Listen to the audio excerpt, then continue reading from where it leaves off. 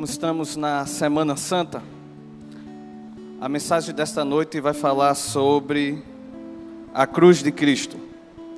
O nome se a gente fosse dar um tema a essa reflexão seria a mensagem da cruz.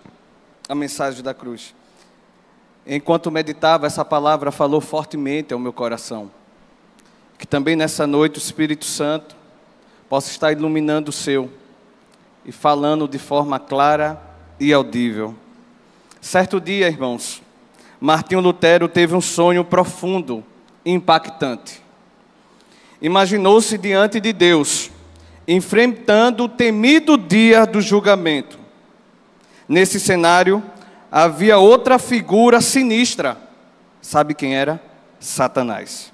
O acusador estava presente e pronto para apontar todas as falhas e erros de Lutero. Ao abrirem-se os livros celestiais, Satanás não perdeu tempo. Com voz forte e acusatória, apontou inúmeros pecados que Lutero havia cometido ao longo da sua vida. A lista parecia interminável, e a cada acusação, o peso da culpa parecia esmagar o coração de Lutero. Em sua mente, as memórias de suas transgressões surgiam, e a sensação de desespero aumentava a cada momento. No entanto, em meio à escuridão e à condenação que se desenhava, algo dentro de Lutero se ergueu. Uma lembrança poderosa e redentora começou a iluminar sua mente. Que lembrança foi essa? Ele recordou-se da cruz. Ele recordou-se de quê? Da cruz. Daquela simbologia tão profunda e transformadora do sacrifício de Cristo. E com renovada esperança e fé, ele enfrentou o acusador. Virando-se para Satanás, Lutero não hesitou. Com a voz firme e confiante, ele citou as palavras sagradas das Escrituras e disse: o sangue de Jesus Cristo, seu Filho, nos purifica de todo o pecado. 1 João 1,7. Essa declaração não era apenas uma defesa, mas uma afirmação poderosa da graça e do perdão divino. Lutero entendia profundamente o significado daquela verdade, que o sacrifício de Cristo era suficiente para redimir, para limpar e restaurar qualquer alma arrependida. Nesse sonho revelador, Martinho Lutero não apenas confrontou suas falhas, mas também testemunhou o poder transformador da graça de Deus. Através dessa experiência visionária, ele afirmou sua fé na redenção oferecida por Jesus Cristo e entendeu de forma mais profunda a magnitude do amor de Deus pela humanidade. O sangue de Jesus Cristo, seu Filho, nos purifica de todo o pecado. 1 Coríntios capítulo 1, verso 18 ao 25.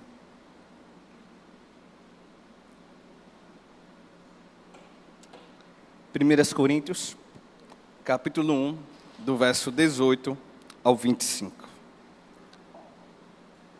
Lutero lembrou da cruz nessa ilustração, e tudo mudou. Aquele peso daquela acusação ele já não sentia mais. Não sentia mais peso. Ele sentia esperança e revigorado para enfrentar o acusador, porque ele lembrou que o sangue de Jesus nos purifica de todo pecado. Ele não poderia mais temer aquelas acusações. É de todos os pecados. E a cruz, veja o que Paulo fala em 1 Coríntios, capítulo 1, o verso 18 ao 25. Diz assim o texto: certamente a palavra da cruz é loucura para os que se perdem, mas para nós que somos salvos, ela é poder de Deus. Pois está escrito: destruirei a sabedoria dos sábios e aniquilarei a inteligência dos inteligentes. Onde está o sábio? Onde está o escriba? Onde está o questionador deste mundo? Não é fato que Deus tomou louca a sabedoria deste mundo? Visto que na sabedoria de Deus, o mundo não o conheceu por sua própria sabedoria. Deus achou por bem salvar os que creem por meio da loucura da pregação. Porque os judeus pedem sinais, os gregos buscam sabedoria. Mas nós pregamos o Cristo crucificado, escândalo para os judeus, loucura para os gentios. Mas para os que foram chamados, tanto judeus como gregos, Cristo é o poder de Deus e a sabedoria de Deus. Porque a loucura de Deus é mais sábia do que a sabedoria humana, e a fraqueza de Deus é mais forte do que a força humana. Irmãos, quero tratar 4 pontos do que nós acabamos de ler. O primeiro ponto que nós aprendemos nesse texto, que fala sobre o poder da cruz, o poder da mensagem da cruz. O primeiro ponto é: os que perecem ridicularizam o poder da mensagem da cruz em Corinto, na cidade de Corinto. Os irmãos entenderam o que eu acabei de falar? Os que perecem, os que estão condenados. O texto fala sobre isso, os que perecem, os que estão perdidos, os que estão perecendo, os que estão morrendo, os que estão separados de Deus, ridicularizam o poder da mensagem da cruz na cidade de Corinto. E qual era o perfil da cidade, irmãos? Qual era o perfil da cidade de Corinto, para a gente confirmar essa afirmação? Corinto era uma metrópole comercial muito próspera ali na Ásia Menor. Existia aproximadamente 400 mil habitantes. Eram gregos, judeus, italianos e pessoas nas mais diversas nacionalidades. A cidade era conhecida como, por ser uma cidade pacata, por ser uma cidade tranquila, moralmente uma cidade toda certinha. Não, nada disso. Corinto era uma cidade, por sua vez, conhecida devido à sua imoralidade e degradação.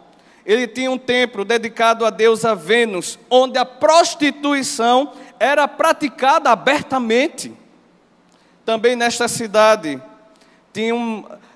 as pessoas se reuniam para discutir. Era uma cidade descrita como altamente intelectual. E eles se orgulhavam disso, a cidade de Corinto, onde o principal passatempo dos habitantes era ir à praça e ouvir os grandes filósofos e pensadores explorarem as suas ideias. Hoje não é diferente. A gente recorre ao YouTube, a gente recorre ao Instagram, está lá os filósofos colocando as suas ideias. Essa era a cidade de Corinto. E nessa cidade Paulo chegou para criar lá, plantar uma igreja. E como era a igreja de Corinto? Paulo passou 1 ano e meio falando sobre o Evangelho, falando sobre Jesus. Mais ou menos em 52 da nossa era, Paulo chegou. E lá ele, através dos discípulos Áquila e Priscila, na sua casa, começou a pregar o Evangelho de casa em casa e ali formou uma igreja. A igreja de Corinto, quando Paulo mandou essa carta, estava bagunçada. Bagunçada a igreja estava. Devido ao quê? A desunião. Devido ao quê? Brigas entre os irmãos. E um contexto de divisão, soberba e orgulho. Esse era o contexto. Veja, a gente já entendeu como é que estava aquela sociedade. E agora nós estamos entendendo como está aquela igreja. E 1 Coríntios capítulo 1, verso 10 e 11, Paulo ficou sabendo que aqueles irmãos estavam brigando, que aqueles irmãos estavam discutindo, que aqui havia muito orgulho naqueles irmãos, divididos grupinhos dentro daquela igreja. Diz assim: irmãos, pelo nome do nosso Senhor Jesus Cristo, 1 Coríntios 1, 10, peço-lhe que todos estejam de acordo naquilo que falam e que não haja divisão entre vocês. Pelo contrário, que vocês sejam unidos no mesmo modo de pensar e no mesmo propósito, pois fui informado pela casa de Cloe que há muitas brigas entre vocês. Era um cenário difícil para aquela igreja de Corinto. Sabe por quê? Eles tinham que lutar contra a influência pagã externa e também os seus problemas internos. Muito, mas muito difícil mesmo. Aí Paulo está lembrando aquela irmã, aquela bagunça que está naquela igreja. Paulo está lembrando a eles que tem uma coisa que pode uni-los, que tem uma coisa que pode juntá-los, que pode trazer restauração àquela igreja. E o que é, pastor? É a mensagem da cruz. É a mensagem da cruz. Paulo vai estar lembrando isso. Em 1 Coríntios capítulo 2, o verso 2, Paulo diz: porque decidi nada saber entre vocês, a somente anunciar Jesus Cristo e este crucificado. Paulo valorizava a cruz de Cristo. Aquela cruz era poder para os que estavam sendo salvos, mas os que estavam ridicularizando era loucura. Os que estavam perecendo, quando Paulo falava numa esquina sobre o sacrifício de Cristo na cruz, aquelas pessoas ridicularizavam Paulo. Pois é, irmãos, a mensagem da cruz é loucura para os que estão perecendo. Certamente a palavra da cruz é loucura para os que se perdem, para os que perecem. Está no verso 18. Paulo está dizendo que a mensagem da cruz para os sábios da cidade de Corinto é loucura. Eles estão dizendo que é tolice e que não precisa ouvir. Não é nada de importante o que esse maluco está falando. Eles ouvem até a mensagem, mas eles não dão valor à mensagem da cruz. Eles não dão valor. E eu pergunto à igreja, o que é a mensagem da cruz? Você está aqui nessa noite por causa dessa mensagem? Você caminha dia após dia sendo transformado por causa dessa mensagem? A mensagem da cruz, ela relata a forma como Cristo morreu. Cristo foi considerado como um criminoso, rebelde. Mas sabemos que a sua morte afetou a eternidade de toda a humanidade, porque a mensagem da cruz é uma mensagem de salvação. Mas, irmãos, a racionalidade daquela sociedade via como impensável alguém acreditar nisso. Era impensável. Quando se reunia na praça e Paulo falava a mensagem do Evangelho, a mensagem da cruz, eles ridicularizavam. Na cruz só morre, quem é que morre na cruz? Quem é criminoso, pagando pelos seus crimes. Era assim que aquela sociedade contemporânea de Paulo via a cruz. Loucura essa mensagem que você está anunciando. Eles não conseguiam enxergar o amor de Deus. Aí Paulo vai mostrar o perfil daqueles que não creem na mensagem da cruz. E é isso que nós vamos analisar agora. E que, segundo Paulo, estão condenados, estão perecendo para enfrentar o juízo de Deus. Eles estão separados de Deus. É isso que nós estamos analisando. Os que perecem ridicularizam o poder da mensagem da cruz em Corinto. E nós estamos vendo isso. Então, qual é o perfil dessas pessoas que estão perecendo?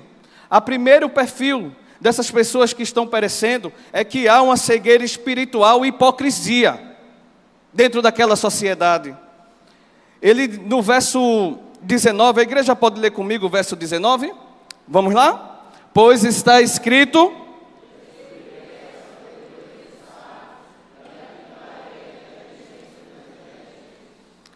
O que isso significa? É só mais uma mensagem que está aí, uma informação? Nada disso. Paulo ele está citando o profeta Isaías. Paulo está citando o Antigo Testamento. E essa citação que Paulo traz para aquela igreja, para aqueles irmãos, é justamente dentro de um contexto de cegueira espiritual e de hipocrisia. Isaías capítulo 29, o verso 13 e 14 diz assim: o Senhor diz, visto que este povo se aproxima de mim com a sua boca, como aqueles crentes de Coríntios, e com seus lábios me honra, mas o seu coração está longe de mim, e o seu temor para comigo consiste só em mandamentos ensinados por homem. Continuarei, Deus está falando por meio do profeta, a fazer obra maravilhosa no meio deste povo. Sim, farei obra maravilhosa e um prodígio, de maneira que a sabedoria dos seus sábios, aqueles que se acham autossuficientes, Deus está dizendo, será destruída. E o entendimento daqueles que se acham cheio de conhecimento, desaparecerá. Paulo está trazendo isso para dentro daquele contexto. Por quê, irmãos? Porque esta sabedoria lá em Corinto era uma sabedoria que não honrava a Cristo. E o conhecimento não visava a glória de Deus, era para o seu próprio deleite. Nossa sabedoria não é para enganar a Deus ou manipulá-lo, nada disso. Mas nos render a Ele e pedir discernimento e perdão pelos nossos pecados. Sabe, irmãos, esse é o primeiro perfil daqueles que estão perecendo. Cegueira espiritual e um culto hipócrita, uma vida hipócrita. É o que está na palavra do Senhor. O segundo perfil está no verso 20 e verso 21. Confiam na sua própria sabedoria, ou seja, na sua razão, na sua intuição, naquilo que ouve e naquilo que o seu coração entende. E eles entendem que a mensagem da cruz é loucura. E não dão valor. E ridicularizam a mensagem da cruz. Veja o que está escrito no verso 20. Vamos ler? Onde está o sábio? Paulo está perguntando. Vamos ler comigo? Vamos lá? Onde está o sábio? Onde está o questionador deste mundo? Não é fato que Deus tornou louca a sabedoria deste mundo? O verso 21. Visto que na sabedoria de Deus...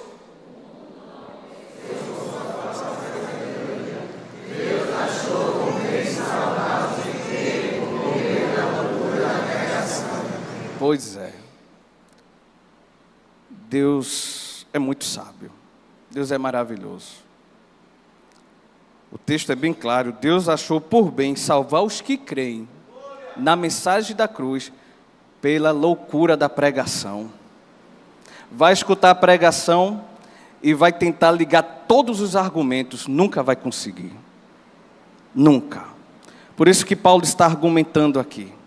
Diante daquela igreja que estava em uma bagunça, diante daquela sociedade que havia um orgulho na sua sabedoria e uma depravação moral, Paulo está dizendo que o remédio para aquela igreja, o remédio para aquela sociedade é a cruz de Cristo. A sabedoria humana, a nossa sabedoria limitada, as posições que Paulo pergunta, onde está o sábio? Onde está o escriba que conhece a lei e não consegue ver a mensagem da cruz é poder de Deus? Onde está o questionador que está sempre questionando, que está sempre argumentando, que está sempre atrás de lógica? Onde ele está? Diante da mensagem do Evangelho. Ele vê como loucura, mas aprove a Deus a salvar os que creem pela loucura da pregação e a pregação do Evangelho. Por isso que Paulo diz em 1 Coríntios 2:2, eu estou aqui entre vocês não para falar de como vai a sociedade, de como vai A, B, não. Quero pregar Jesus Cristo, porque é isso que faz a diferença na vida de vocês. E esse Jesus Cristo como crucificado. É isso que Paulo está dizendo. Então, segundo o perfil desses que estão perecendo, se acham autossuficientes em sua própria sabedoria. Terceiro perfil desses que estão perecendo é a incredulidade. Veja o verso 22 comigo. A igreja pode ler o verso 22? Porque os judeus... O 23? Mas nós...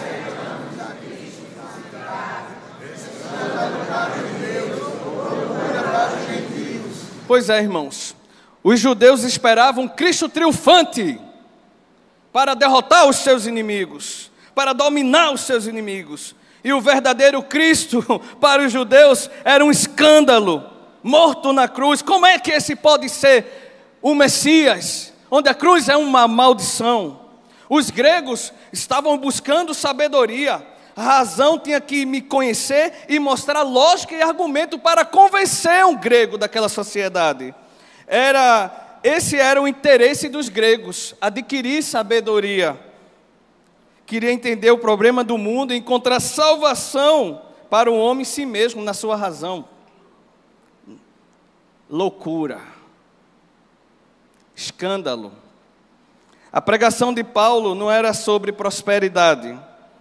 A pregação de Paulo não era sobre mudança de vida financeira. A pregação de Paulo não era sobre vida amorosa. A pregação de Paulo não era como você ser mais homem, como você ser mais mulher, nada disso. Paulo entendia a urgência do Evangelho. E a pregação de Paulo era sobre Cristo. Cristo. Essa era a pregação de Paulo. Irmãos, vemos hoje muitos movimentos estranhos. A mensagem de Paulo era o Cristo crucificado para aquela sociedade. O Cristo crucificado ainda hoje não enche os olhos de muita gente não. Querem um Cristo paz e amor, que tolera tudo. Querem o Cristo guerrilheiro, o Cristo político, o Cristo tutor, o Cristo ideológico, o Cristo inclusivo. Esse Cristo não existe. Só tem um.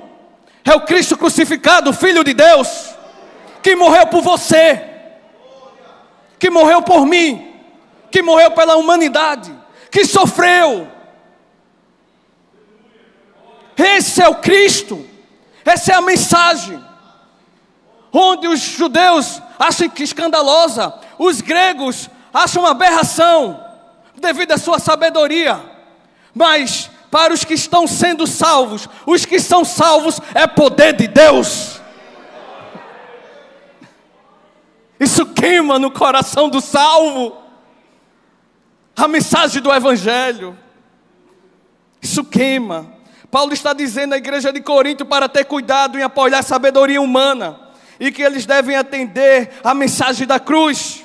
Porque é por meio dela que só o homem é capaz de encontrar salvação em Cristo e não na própria sabedoria. É importante aqui, eu chamo a atenção da igreja. Você que está prestando atenção. É importante notar que essa ênfase da sabedoria humana muitas vezes levava a competição e a conflito.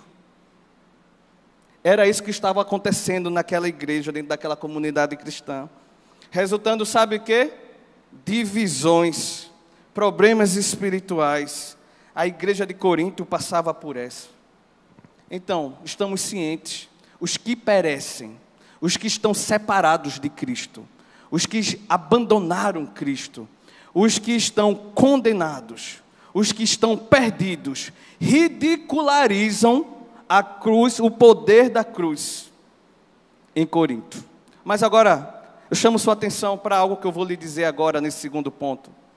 Preste atenção nisso aqui, tá bom? Os que perecem continuam ridicularizando o poder da mensagem da cruz hoje. Os que perecem continuam ridicularizando o poder da mensagem da cruz hoje. Sabe quem são esses? Vou dizer para vocês. Ateus, militantes e céticos consideram a cruz como símbolo de superstição. Outros veem como mito. Sabe outros que ridicularizam da cruz de Cristo? Os intelectuais e acadêmicos. Negam a cruz de Cristo. Foi apenas um evento criado. Eles existem? Existem.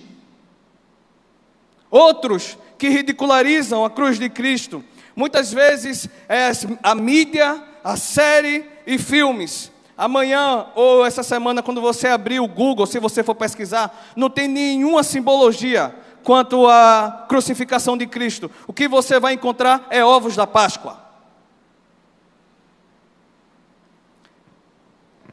Sem falar, o que nós temos visto ultimamente, desfile de Cristo ou da cruz em paradas LGBT e em corredores de folia. Estão ridicularizando a cruz de Cristo. Paulo diz que a mensagem da cruz é loucura para os que estão perecendo, e esses estão juntos da gente, perto de nós. Outros que ridicularizam a cruz de Cristo, outros têm tatuada a cruz em seu corpo, mas não tem no seu coração. Um bocado, coloca aqui, aqui, onde quiser no corpo, mas não tem essa mensagem no seu coração. Estão ridicularizando a cruz de Cristo, como se essa simbologia fosse salvá-lo. São ignorantes. Outras religiões ridicularizam a cruz de Cristo. Espiritismo, negam a singularidade da cruz de Cristo. O islamismo, alguns muçulmanos negam que Cristo foi crucificado. ridicularizam a cruz de Cristo. Políticos radicais e ideológicos. O cristianismo é opressor. A cruz representa o patriarcado e a intolerância. Estão aí gritando. E outros que ridicularizam a cruz de Cristo. Essa me doeu quando eu escrevi. Cristãos nominais. Cristãos nominais, essa doeu. Porque esses estão entre nós. Esses estão sentados, ouvindo ou não, ou conversando durante o culto. Isso é um mínimo. Muitas vezes, a forma de cultuar a Deus, a gente não chega preparado, não. Porque o nosso coração não está aqui, o nosso corpo pode até estar. Cristãos nominais ridicularizam a cruz de Cristo. Não sei se você concorda comigo, mas naquela igreja de Corinto tinha essa classe também. Vivem diferente a obra de Cristo. Pregam prosperidade.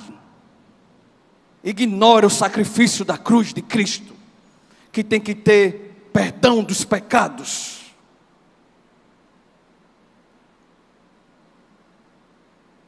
A nossa resposta, qual deve ser, irmãos? A nossa resposta deve ser por meio da fé e ter a palavra do Senhor como verdade.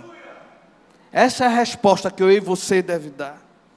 Em João 15:18, Jesus disse: se o mundo vos odeia, saiba que primeiro odiou a mim. Então, irmãos, preste atenção o que eu estou dizendo. Em todo momento eu estou frisando: os que perecem, esses é que ridicularizam a cruz de Cristo, tanto em Corinto como hoje. Terceiro ponto dessa reflexão: a mensagem da cruz é poder de Deus para a igreja de Corinto. Por isso que Paulo estava pregando isso. A mensagem da cruz é poder de Deus para a igreja de Corinto. A mensagem da cruz é poder de Deus para os que estavam sendo salvos em Coríntios. Onde está isso, pastor? Leia lá comigo. 1 Coríntios 1:18. Você precisa ler novamente. Vamos lá? Vamos ler novamente? Certamente a palavra de Deus para os que se perdem, mas... rapaz, você precisa dar. Olha, observe como Paulo colocou o português aí. Para nós que estamos, ela foi não, ela é. E dentro do original ela vai continuar sendo o poder de Deus. Mas para quem, pastor? É para os que perecem? É para os que ridicularizam a mensagem da cruz? É para quem? Então você leia novamente, irmãos. Vamos ler de novo o verso 18? Certamente a palavra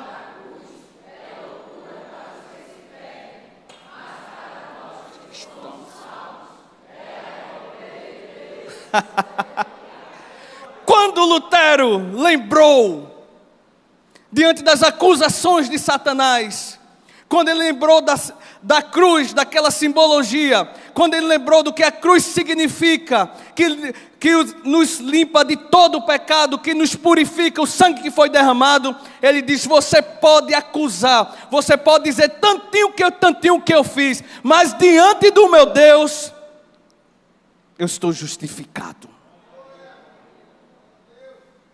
Isso é o Evangelho. Aí se você for pensar com a sua razão, isso é loucura, como é que pode? E Deus não é justo? Pois é. Isso é graça, isso é misericórdia, isso é amor. Os judeus não entendiam isso, nem os gregos. A mensagem da cruz é um fato central da fé cristã. Os salvos em Cristo experimentam o poder de Deus em sua vida. Os salvos em Cristo experimentam o poder de Deus na sua morte. Como assim? Os salvos em Cristo experimentarão o poder de Deus em sua ressurreição. Por causa da cruz. Por causa da cruz. A cruz é poder de Deus que redime o nosso pecado. A cruz foi o preço pago por Cristo para nos libertar do pecado e nos resgatar. Efésios 1,7 diz: nele, em Cristo, temos redenção, pelo seu sangue e remissão dos pecados, segundo a riqueza da sua graça. 2 Coríntios 5,21 diz: aquele que não conheceu o pecado, falando de Jesus, Deus o fez pecador por nós, para que nele fôssemos feitos justiça de Deus. Tito 2,14 diz: ele deu a si mesmo por nós, a fim de que nos remida de toda iniquidade e purificar para si mesmo um povo exclusivamente seu, dedicado à prática de boas obras. A cruz, meus irmãos, é poder de Deus para nos trazer reconciliação e justificação diante de Deus. A cruz é poder de Deus que destrói o poder de Satanás. Segundo Colossenses capítulo 12, o verso 13 e 14 diz assim: e quando vocês estavam mortos nos seus pecados e na circuncisão da carne, ele lhe deu vida justamente com Cristo, perdoando todos os seus pecados, cancelando o escrito da dívida que era contra nós e que constava de ordenanças, a qual nos era prejudicial, removeu inteiramente, cravando numa cruz. E no verso 15 veja o que diz: e despojando-se os principados e as potestades, publicamente os expôs ao desprezo, triunfando sobre eles na cruz. Pois é, por isso, para os que estão sendo salvos, a mensagem da cruz é poder de Deus. É poder de Deus. Seu pai pode achar uma loucura, seu colega pode achar escandaloso você acreditar nisso, mas eles estão perecendo. Essa mensagem não queima no seu coração. Lembra que nós falamos do perfil daqueles que estão perecendo? Cegueira espiritual, acham autossuficientes e a incredulidade. Isso é fiel também nos dias atuais. A cruz é poder de Deus que nos une, que une os crentes em Cristo Jesus. A cruz é poder de Deus na vida de um discípulo fiel. Mateus 16, 24 diz: então Jesus disse aos seus discípulos: se alguém quiser vir após mim, tome a sua cruz e siga-me. Mateus 10, 38. E quem não tomar a sua cruz e vem após mim, não é digno de mim.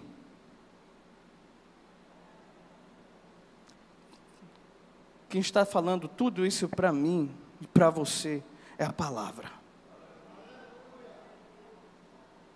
É a palavra, irmãos. A mensagem da cruz é poder de Deus. É poder de Deus. E já entrando na última parte da mensagem, nós vimos que os que estão perecendo, eles ridicularizam a mensagem da cruz em Corinto.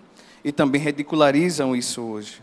Nós vimos que a mensagem da cruz é poder de Deus na vida daqueles que creem, na vida da sua igreja.